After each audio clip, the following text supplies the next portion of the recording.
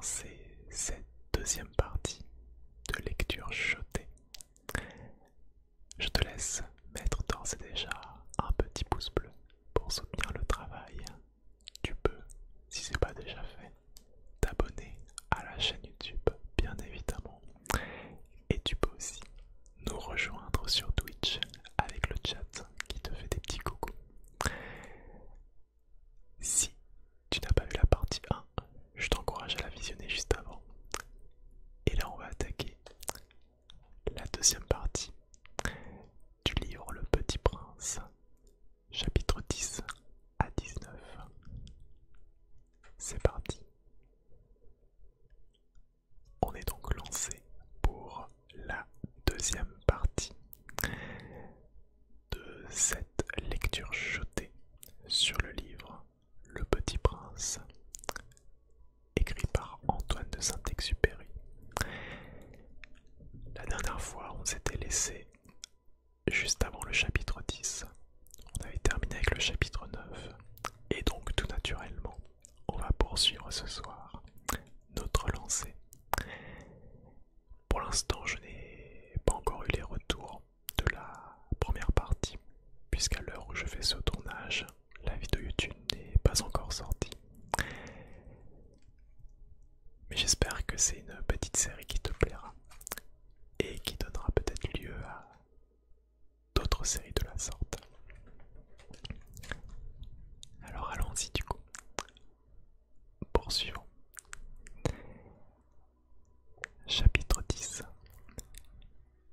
Il se trouvait dans la région des astéroïdes 325, 326, 327, 328, 329 et 330. Il commença donc par les visiter pour y chercher une occupation et pour s'instruire. Le premier était habité par un roi.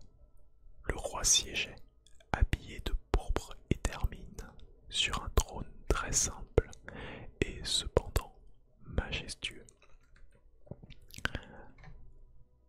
Ah, voilà un sujet, s'écria le roi quand il aperçut le petit prince.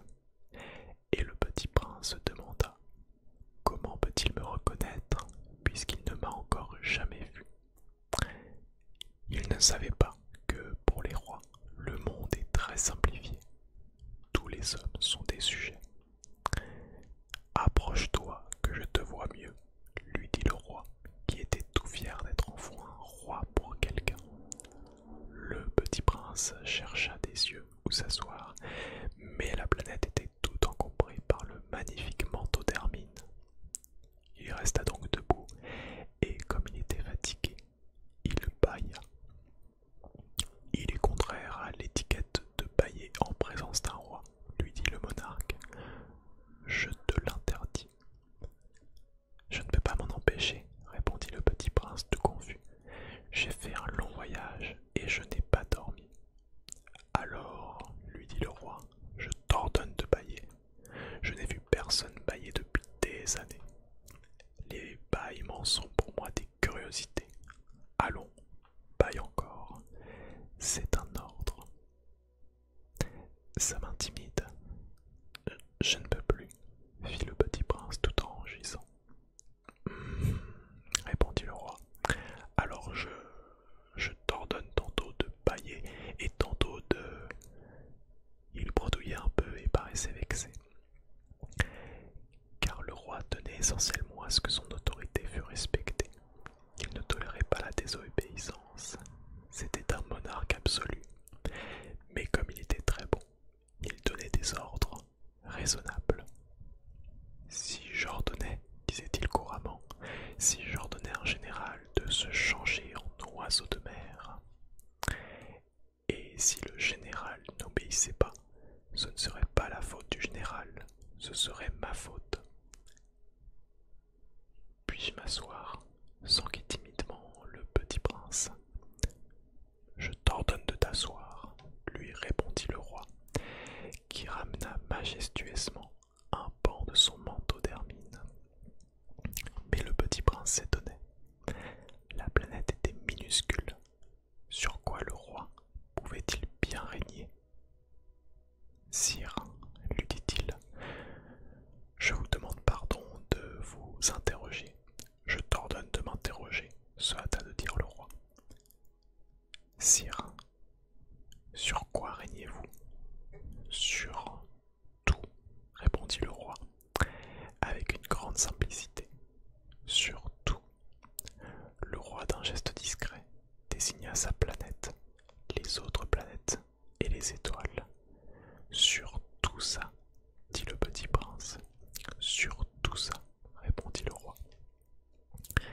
Non seulement c'était un monarque absolu, mais c'était un monarque universel. Et les étoiles vous obéissent? Bien sûr, lui dit le roi. Elles obéissent aussitôt. Je ne tolère pas l'indiscipline. Un tel pouvoir émerveilla le petit prince. S'il l'avait détenu lui-même, il aurait pu assister non pas à 44, mais à 72, ou même à 100, ou même à 200 couchers de soleil dans la même journée, sans avoir jamais à tirer sa chaise. Et comme il se sentait un peu triste à cause du souvenir de sa petite planète abandonnée, il s'énardit à solliciter une grâce du roi. Je voudrais voir un coucher de soleil. Faites-moi plaisir, ordonnez au soleil de se coucher. Si j'ordonnais à un général de voler d'une fleur à l'autre à la façon d'un papillon, ou d'écrire une tragédie, ou de se changer en oiseau de mer, et si le général n'exécutait pas l'ordre reçu, qui, de lui ou de moi, serait dans son tort? Ce serait vous, dit fermement le petit prince. Exact. Il faut exiger de chacun ce que chacun peut donner, reprit le roi. L'autorité repose d'abord sur la raison. Si tu ordonnes à ton peuple d'aller se jeter à la mer, il fera la révolution.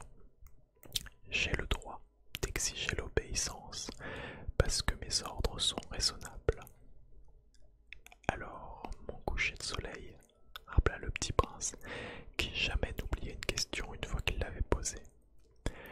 Ton coucher de soleil, tu l'auras. Je l'exigerai. Mais j'attendrai, dans ma science du gouvernement, que les conditions soient favorables. Et quand ça sera-t-il? S'informa le petit prince. Lui répondit le roi, qui consulta d'abord un gros calendrier. Ce sera ce sera ce soir vers 7h40, et tu verras comme je suis bien obéi. Le petit prince bâilla. Il regrettait son coucher de soleil manqué, et puis il s'ennuyait déjà un peu. Je n'ai plus rien à faire ici, dit le roi. Je vais repartir. Ne pars pas, répondit le roi qui était si fier d'avoir un sujet.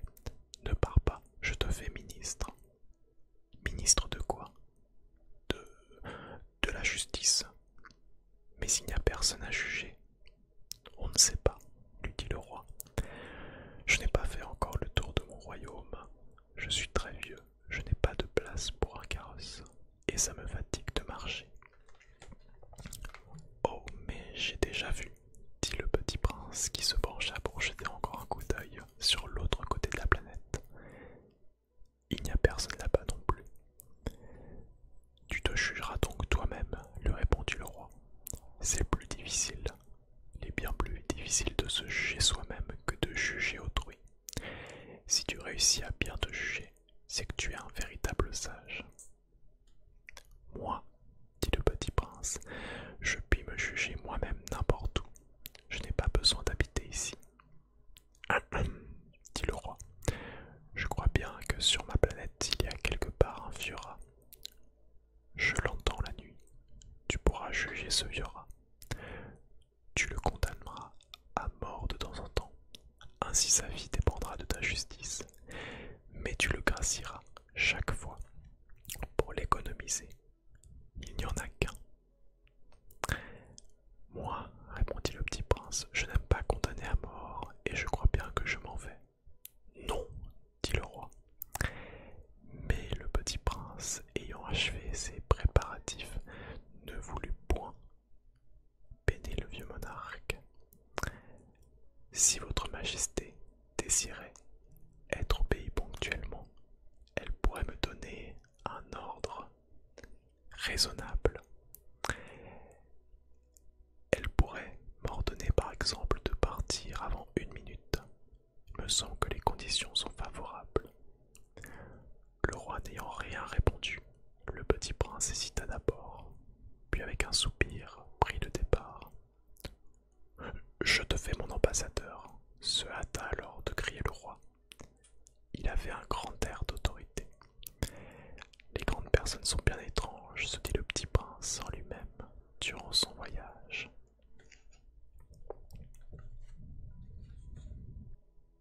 Chapitre 11. La seconde planète était habitée par un vaniteux. Ah, voici la visite d'un admirateur, s'écria de loin le vaniteux dès qu'il aperçut le petit prince. Car pour les vaniteux, les autres hommes sont des admirateurs. Bonjour, dit le petit prince, vous avez un drôle de chapeau. C'est pour saluer, lui répondit le vaniteux. C'est pour saluer quand on m'acclame. Malheureusement, il ne passe jamais personne par ici. Ah oui, dit le petit prince, qui ne comprit pas. Frappe tes mains l'une contre l'autre, conseilla donc le vaniteux. Le petit prince frappa ses mains l'une contre l'autre. Le vaniteux salua modestement en soulevant son chapeau. Ça, c'est le plus amusant par rapport à la visite au roi, se dit en lui-même le petit prince. Et il recommença de frapper ses mains l'une contre l'autre. Le vaniteux recommença de saluer en soulevant son chapeau. Après 5 minutes d'exercice, le petit prince se fatigua de la monotonie du jeu. Et pour que le chapeau tombe, demanda-t-il, que faut-il faire? Mais le vaniteux ne l'entendit pas. Les vaniteux n'entendent jamais que les louanges. Est-ce que tu m'admires vraiment beaucoup? Demanda-t-il au petit prince. Qu'est-ce que signifie admirer? Admirer signifie reconnaître que je suis l'homme le plus beau, le mieux habillé, le plus riche et le plus intelligent de la planète. Mais tu es seul sur ta planète. Fais-moi ce plaisir, admire-moi quand même. Je t'admire, dit le petit prince en haussant un peu les épaules. Mais en quoi cela peut-il bien t'intéresser? Et le petit prince s'en fut. Les grandes personnes sont décidément bien bizarres, se dit-il simplement lui-même durant son voyage. Chapitre 12. La planète suivante était habitée par un buveur. Cette visite fut très courte, mais elle plongea le petit prince dans une grande mélancolie. Que fais-tu là? Dit-il au buveur, qu'il trouva installé en silence devant une collection de bouteilles vides et une collection de bouteilles pleines. Je bois, répondit le buveur d'un air lugubre. Pourquoi bois-tu? Lui demanda le petit prince. Pour oublier, répondit le buveur. Pour oublier quoi? S'enquit le petit prince qui déjà le plaignait. Pour oublier que j'ai honte, avoua le buveur en baissant la tête. Honte de quoi? S'informa le petit prince qui désirait le secourir. Honte de boire, acheva le buveur qui s'enferma définitivement dans le silence. Et le petit prince s'en fut, perplexe. Les grandes personnes sont décidément très, très bizarres, se disait-il en lui-même durant le voyage. Chapitre 13. La quatrième planète était celle du businessman. Cet homme était si occupé qu'il ne leva même pas la tête à l'arrivée du petit prince. Bonjour, lui dit celui-ci. Votre cigarette est éteinte. 3 et 2 font 5. 5 et 7, 12. 12 et 3, 15. Bonjour, 15 et 7, 22. 22 et 6, 28. Pas le temps de la rallumer. 26 et 5, 31. Ouf, ça fait donc 501 622 731. 500 millions de quoi? Hein? Tu es toujours là? 501 millions de... Oh, je ne sais plus, j'ai tellement de travail. Je suis sérieux, moi. Je ne m'amuse pas à des balivernes. 2 et 5, 7. 501 millions de quoi? Répéta le petit prince, qui jamais de sa vie n'avait renoncé à une question une fois qu'il l'avait posée. Le businessman leva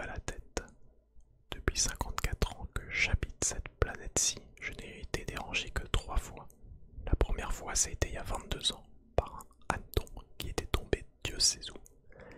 Il répandait un bruit épouvantable et j'ai fait 4 erreurs dans une addition. La seconde fois, ça a été il y a 11 ans, par une crise de rhumatisme. Je manque d'exercice, je n'ai pas le temps de flâner. Je suis sérieux, moi. La troisième fois, la voici. Je disais donc 501 millions. Millions de quoi? Le businessman comprit qu'il n'était point d'espoir de paix. Millions de ces petites choses que l'on voit quelquefois dans le ciel. Des mouches, mais non, des petites choses qui brillent. Des abeilles, mais non, des petites choses dorées qui font rêvasser les fainéants. Mais je suis sérieux, moi. Je n'ai pas le temps de rêvasser. Ah, des étoiles. C'est bien ça, des étoiles. Et que fais-tu de 500 millions d'étoiles? 501 622 731. Je suis sérieux, moi. Je suis précis. Et qu'en fais-tu de ces étoiles? Ce que j'en fais? Oui. Rien, je les possède. Tu possèdes les étoiles? Oui. Mais j'ai déjà vu un roi qui, les rois ne possèdent pas. Ils règnent sur. C'est très différent. Et à quoi cela te sert-il d'être riche? Ça me sert à acheter d'autres étoiles, si quelqu'un en trouve. Celui-là, se dit en lui-même le petit prince, il raisonne un peu comme mon ivrogne. Cependant, il posa encore des questions.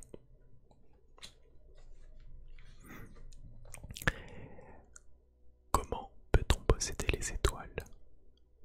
À qui sont-elles? Riposta grincheux le businessman. Je ne sais pas, à personne. Alors elles sont à moi, car j'y ai pensé le premier. Ça suffit.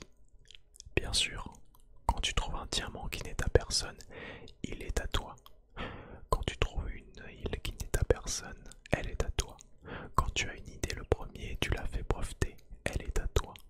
Et moi je possède les étoiles, puisque jamais personne avant moi n'a songé à les posséder. Ça c'est vrai, dit le petit prince. Et qu'en fais-tu? Je les gère, je les compte et je les recompte, dit le businessman. C'est difficile, mais je suis un homme sérieux. Le petit prince n'était pas satisfait encore. Moi, si je possède un foulard, je puis le mettre autour de mon cou et l'emporter. Moi, si je possède une fleur, je puis cueillir ma fleur et l'emporter. Mais tu ne peux pas cueillir les étoiles. Non, mais je puis les placer en banque. Qu'est-ce que ça veut dire? Ça veut dire que j'écris sur un petit papier le nombre de mes étoiles, et puis j'enferme à clé ce papier-là dans un tiroir. Et c'est tout. Ça suffit. C'est amusant, pensa le petit prince. C'est assez poétique. Mais ce n'est pas très sérieux. Le petit prince avait sur les choses sérieuses des idées très différentes des idées des grandes personnes. Moi, dit-il encore, je possède une fleur que j'arrose tous les jours. Je possède 3 volcans que je ramène toutes les semaines, car je ramène aussi celui qui est éteint. On ne sait jamais, c'est utile à mes volcans et c'est utile à ma fleur que je les possède, mais tu n'es pas utile aux étoiles. Le businessman ouvrit la bouche, mais ne trouva rien à répondre, et le petit prince s'en fut. Les grandes personnes sont décidément tout à fait extraordinaires, se disait-il simplement en lui-même durant le voyage. Chapitre 14. La 5e planète était très curieuse. C'était la plus petite de toutes. Il y avait là juste assez de place pour loger un réverbère et un allumeur de réverbère.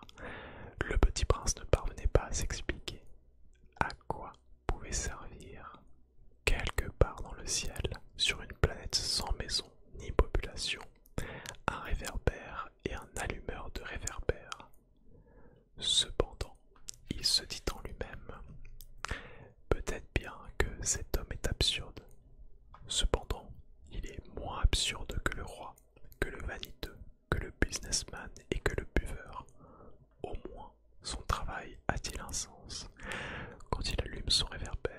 c'est comme s'il faisait naître une étoile de plus ou une fleur.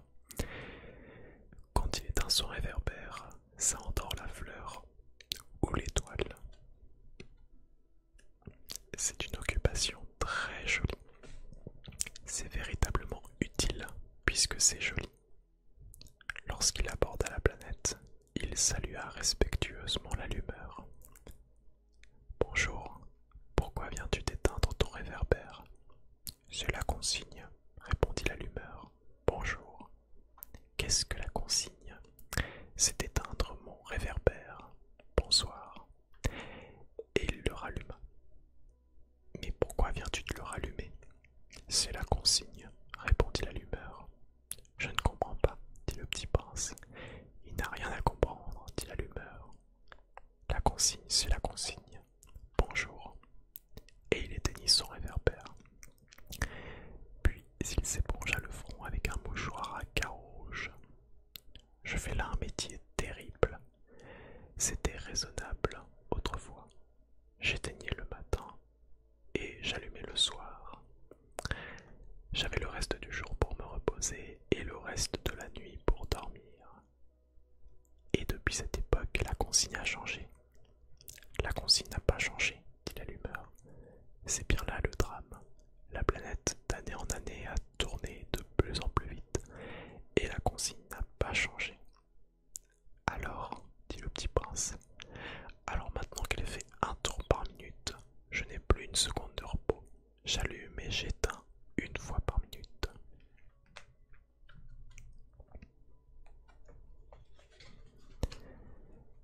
Ça c'est drôle. Les jours chez toi durent une minute. Ce n'est pas drôle du tout, dit l'allumeur. Ça fait déjà un mois que nous parlons ensemble. Un mois? Oui, 30 minutes, 30 jours, bonsoir. Et il ralluma son réverbère. Le petit prince le regarda et il aima cette allumeur qui était tellement fidèle à la consigne. Il se souvint des couchers de soleil que lui-même allait autrefois chercher, en tirant sur sa chaise. Il voulut aider son ami. Tu sais, je connais un moyen de te reposer quand tu voudras. Je veux toujours, dit l'allumeur, car on peut être à la fois fidèle et paresseux. Le petit prince poursuivit. Ta planète est tellement petite que tu en fais le tour en 3 enjambées. Tu n'as qu'à marcher assez lentement pour rester toujours au soleil. Quand tu voudras te reposer, tu marcheras, et le jour durera aussi longtemps que tu voudras. Ça ne m'avance pas à grand-chose, dit l'allumeur. Ce que j'aime dans la vie, c'est dormir. Ce n'est pas de chance, dit le petit prince. Ce n'est pas de chance, dit l'allumeur. Bonjour. Et il éteignit son réverbère. Celui-là, se dit le petit prince, tandis qu'il poursuivait plus loin son voyage. Celui-là serait méprisé par tous les autres, par le roi, par le vaniteux, par le buveur, par le businessman. Cependant, c'est le seul qui ne me paraisse pas ridicule. C'est peut-être parce qu'il s'occupe d'autre chose que de soi-même. Il eut un soupir de regret et se dit encore: celui-là est le seul dont j'eusse pu faire mon ami. Mais sa planète est vraiment trop petite. Il n'y a pas de place pour deux. Ce que le petit prince n'osait pas s'avouer, c'est qu'il regrettait cette planète bénie, à cause surtout des 1440 couchers de soleil par 24 heures. Chapitre 15. La 6e planète était une planète 10 fois plus vaste. Elle était habitée par un vieux monsieur qui écrivait d'énormes livres. Tiens, voilà un explorateur, s'écria-t-il quand il aperçut le petit prince. Le petit prince s'assit sur la table et souffla un peu. Il avait déjà tant voyagé. D'où viens-tu? Lui dit le vieux monsieur. Quel est ce gros livre? Dit le petit prince. Que faites-vous ici? Je suis géographe, dit le vieux monsieur. Qu'est-ce qu'un géographe? C'est un savant qui connaît où se trouvent les mers, les fleuves, les villes, les montagnes et les déserts. Ça c'est bien intéressant, dit le petit prince. Ça,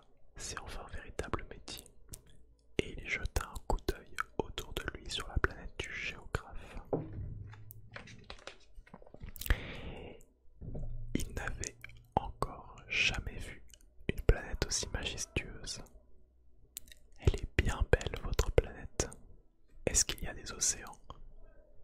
Je ne puis pas le savoir, dit le géographe. Ah, le petit prince était déçu. Et des montagnes? Je ne puis pas le savoir, dit le géographe. Et des villes, et des fleuves, et des déserts? Je ne puis pas le savoir non plus, dit le géographe. Mais vous êtes géographe? C'est exact, dit le géographe. Mais je ne suis pas explorateur. Je manque absolument d'explorateurs. Ce n'est pas le géographe qui va faire le compte des villes, des fleurs, des montagnes, des mers, des océans et des déserts. Le géographe est trop important pour flâner. Il ne quitte pas son bureau. Mais il y reçoit les explorateurs. Il les interroge et il prend en note leurs souvenirs. Et si les souvenirs de l'un d'entre eux lui paraissent intéressants, le géographe fait faire une enquête sur la moralité de l'explorateur. Pourquoi ça? Parce qu'un explorateur qui mentirait entraînerait des catastrophes dans le livre de géographie. Et aussi un explorateur qui boirait trop. Pourquoi ça? Fit le petit prince. Parce que les ivrognes voient double. Alors le géographe noterait 2 montagnes, là où il n'y en a qu'une seule. Je connais quelqu'un, dit le petit prince, qui serait mauvais explorateur. C'est possible. Donc quand la moralité de l'explorateur paraît bonne, on fait une enquête sur sa découverte. On va voir. Non, c'est trop compliqué. Mais on exige de l'explorateur qu'il fournisse des preuves. S'il s'agit par exemple de la découverte d'une grosse montagne, on exige qu'il en rapporte de grosses pierres. Le géographe soudain s'émut. Mais toi, tu viens de loin, tu es explorateur, tu vas me décrire ta planète. Et le géographe, ayant ouvert son registre, tailla son crayon. On note d'abord au crayon les récits des explorateurs. On attend pour noter à l'encre que l'explorateur ait fourni des preuves.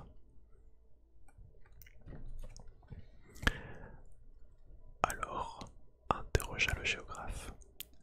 Oh, chez moi, dit le petit prince, ce n'est pas très intéressant, c'est tout petit. J'ai 3 volcans, 2 volcans en activité et un volcan éteint. Mais on ne sait jamais. On ne sait jamais, dit le géographe.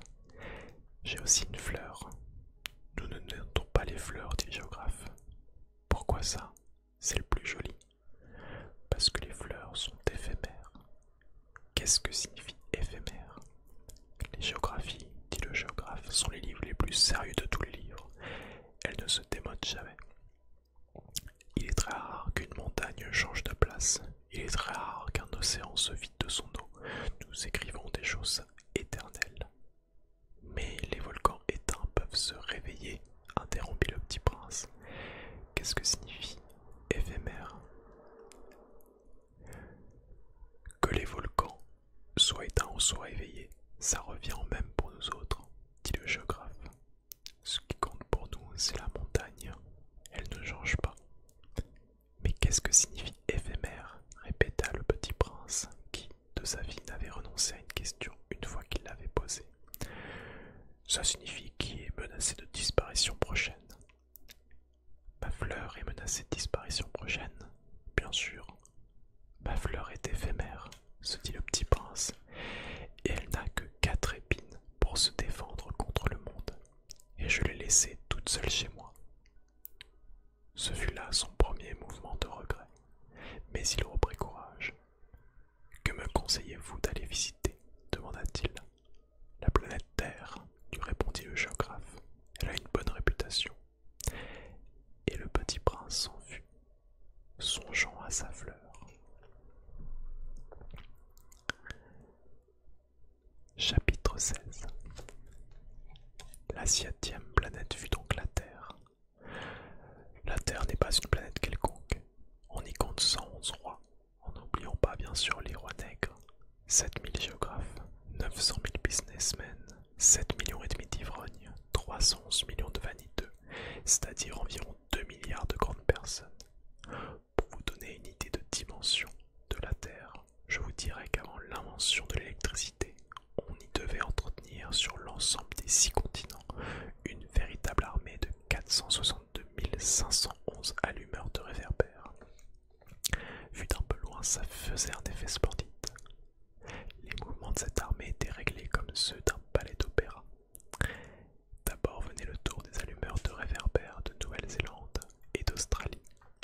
Puis, ceux-ci ayant allumé leurs lampions, s'en allaient dormir.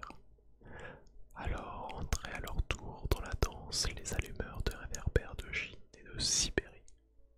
Puis, eux aussi s'escamotaient dans les coulisses. Alors venait le tour des allumeurs de réverbères de Russie et des Indes, puis de ceux d'Afrique et d'Europe, puis de ceux d'Amérique du Sud, puis de ceux d'Amérique du Nord. Et jamais ils ne se trompaient dans leur ordre d'entrée en scène. C'était grandiose. Seul l'allumeur de l'unique réverbère du pôle Nord et son confrère de l'unique réverbère du pôle Sud menaient des vies d'oisiveté et de nonchalance. Ils travaillaient 2 fois par an. Chapitre 17. Quand on veut faire de l'esprit, il arrive que l'on mente un peu. Je n'ai pas été très honnête en vous parlant des allumeurs de réverbères. Je risque de donner une fausse idée de notre planète à ceux qui ne la connaissent pas. Les hommes occupent très peu de place sur la Terre. Si les 2 milliards d'habitants qui peuplent la Terre se tenaient debout et un peu serrés, comme pour un meeting, ils logeraient aisément sur une place publique de 20 000 de long sur 20 000 de large. On pourrait entasser l'humanité sur le moindre petit îlot du Pacifique. Les grandes personnes, bien sûr, ne vous croiront pas. Elles s'imaginent tenir beaucoup de place.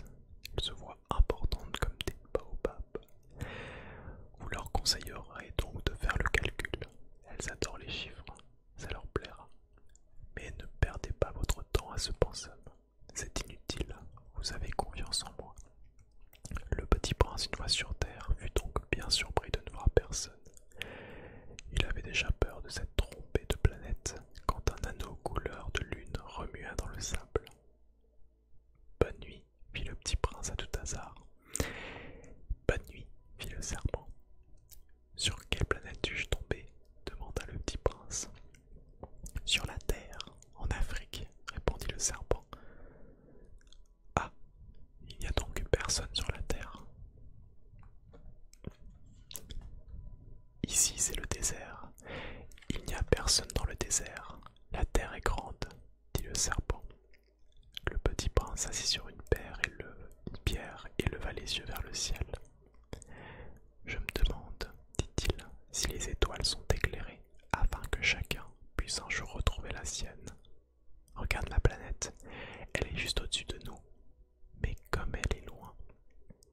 Elle est belle, dit le serpent. Que viens-tu faire ici?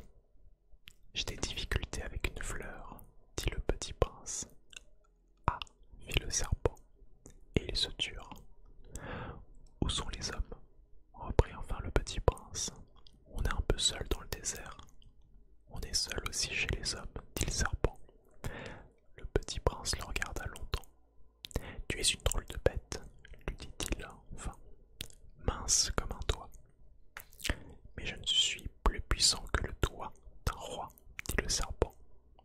Le petit prince eut un sourire. Tu n'es pas bien puissant, tu n'as même pas de pattes, tu ne peux même pas voyager. Je puis t'emporter plus loin qu'un navire, dit le serpent. Il s'enroula autour de la cheville du petit prince comme un bracelet d'or. Celui que je touche, je le rends à la terre dont il est sorti, dit-il encore. Mais tu es pur, et tu viens d'une étoile.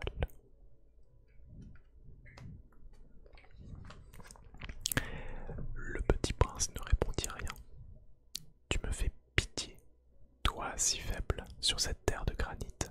Je puis t'aider un jour si tu regrettes trop ta planète. Je puis...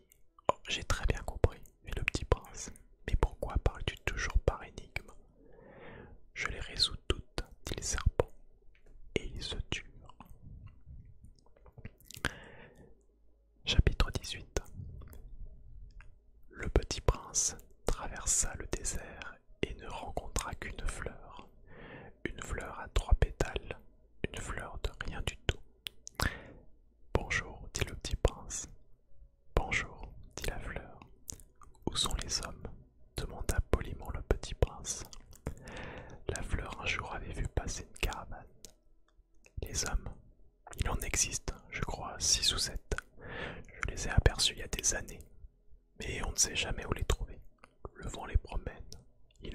racines, ça les gêne beaucoup. Adieu, fit le petit prince. Adieu, fit la fleur. Chapitre 19. Le petit prince fit l'ascension d'une haute montagne. Les seules montagnes qu'il eût jamais connues étaient les 3 volcans qui lui arrivaient aux genoux, et il se servait du volcan éteint comme d'un tabouret. D'une montagne haute comme celle-ci, se dit-il donc, j'apercevrais d'un coup toute la planète et tous les hommes. Mais il n'aperçut rien que des aiguilles de roc bien aiguisées. Bonjour, dit-il à tout asseoir. Bonjour, bonjour, bonjour, répondit l'écho. Qui êtes-vous? Dit le petit prince. Qui êtes-vous? Qui êtes-vous? Qui êtes-vous? Répondit l'écho. Soyez mes amis, je suis seul, dit-il. Je suis seul, je suis seul, je suis seul, répondit l'écho. Quelle drôle de planète, pensa-t-il alors. Elle est toute sèche et toute pointue et toute salée. Et les hommes manquent d'imagination. Ils répètent ce qu'on leur dit. Chez moi j'avais une fleur. Elle parlait toujours la première. On va donc s'arrêter là pour cette deuxième partie du livre Le Petit Prince. J'espère que ça t'aura plu, que tu as bien aimé ce deuxième épisode. Si c'est le cas, n'oublie pas de laisser un petit pouce bleu. Ça récompense le travail fourni. Et n'oublie pas de t'abonner à la chaîne YouTube. Ça aide toujours pour ne pas louper les prochaines vidéos. Et on se verra